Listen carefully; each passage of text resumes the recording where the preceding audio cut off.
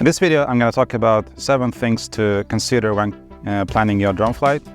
Collecting good imagery is the first and probably the most crucial step in getting good data. If you get this step right, you'll be able to extract valuable insights like plane counts and crop health with great accuracy. And in the opposite, if the data is not good, the quality of the analytics will suffer.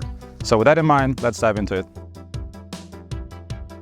First step is to set the boundaries for your field.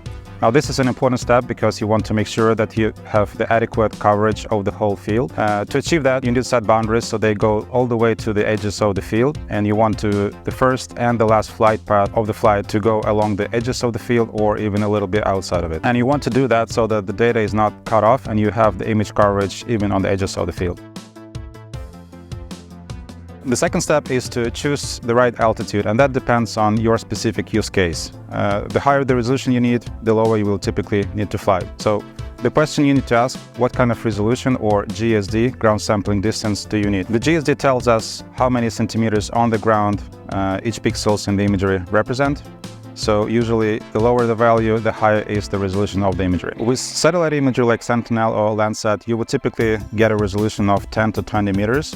While with the drones, even if you fly at 120 meters, you can easily get 3 to 4 centimeters per pixel. If you're looking to analyze crop health at a field level and just want to capture high-level variations in crop establishment or nitrogen uptake and to then create a prescription file, the GSD of 3 to 4 centimeters per pixel or even lower is more than enough. With most drone cameras, you'll be able to get that resolution at an altitude of 80 to 120 meters or 400 feet. If you're looking to do the plant counts in row crops like corn and soybean with a tool like Solvis Plant AI, you will typically need a GSD of about 0.5 to 1 centimeter per pixel.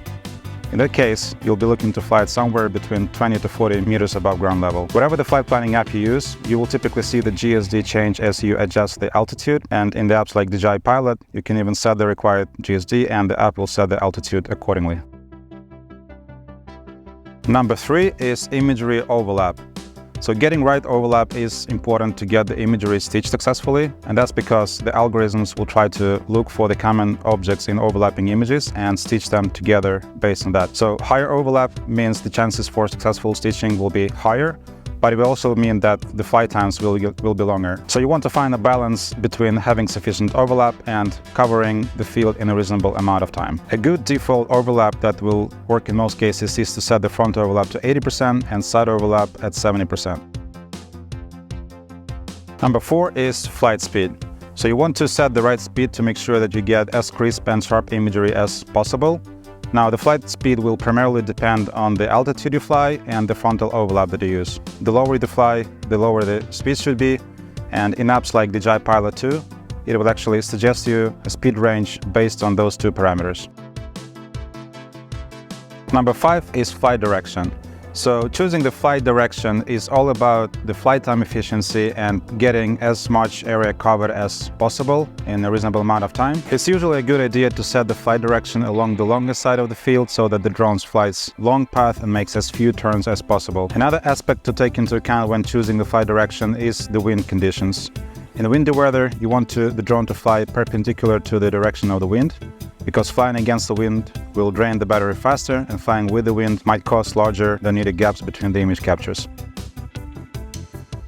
Which brings us to the next point, number 6, capture interval settings. In apps like DJI Pilot 2 or Ground Station Pro, you can choose whether to capture the images at equal time or distance intervals. I recommend to choose the latter to ensure a consistent image overlap. If you choose time intervals, you may risk having too little overlap between the images if the drone flies with the wind. The drone may also take too many images if it flies against the wind or during the turns as it slows down. And finally, number 7 is camera settings. I would recommend keeping most of them on the outer. The only setting you might want to tweak is the white balance. So depending on the light conditions during the flight, you might want to set it to either sunny or cloudy. But most important thing is that it's consistent throughout the whole flight. Let's do a quick recap. Number 1 is the field boundaries. You want to set them so that they cover the whole area of interest and cover the whole field. Number 2 is the flight altitude. So you need to fly lower if you want to capture high resolution imagery for applications like plant counts, or higher if you are doing some sort of high-level crop health mapping. Number 3 is the overlap, which is important for successful stitching of the imagery. Number 4 is the flight speed. The lower you fly and the higher the overlap you use, the slower the drone will fly. If you're looking just to collect the RGB imagery with Mavic 3 multispectral, you might want to turn off the multispectral sensors to maintain a higher flight speed. Number 5 is the flight direction. So you want to fly along the longest side of the field so that the drone makes as few turns as possible. And also in windy conditions, you want to fly in crosswind direction so that the drone doesn't fly against winds or with it. Number 6, capture interval settings. So keep it at equal distance intervals to make sure that you get consistent overlap throughout the whole flight. And finally, number 7 is the camera settings. Keep most of them in order, but tweak white balance depending on the light conditions during the flight. All right, that's it for now. Thanks for watching. I hope you enjoyed it. If you want to learn more about agricultural mapping and analytics, make sure to subscribe to our YouTube channel on the link below.